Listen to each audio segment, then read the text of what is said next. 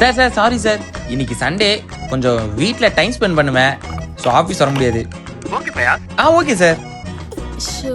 மா என்ன பண்ற? ஏங்க கொஞ்சம் வெங்காயம் மட்டும் கட் பண்ணி தரீங்களா? அட குடுமா, நான் பண்றேன். ஏங்க ஆ நான் மொட்டை மாடி வரைக்கும் போயிட்டு வரேன். நீங்க அந்த சாமான் மட்டும் கொஞ்சம் விளக்கிடுறீங்களா? பாத்திரம். சரிம்மா. ஏங்க கடைக்கு போகணுங்க.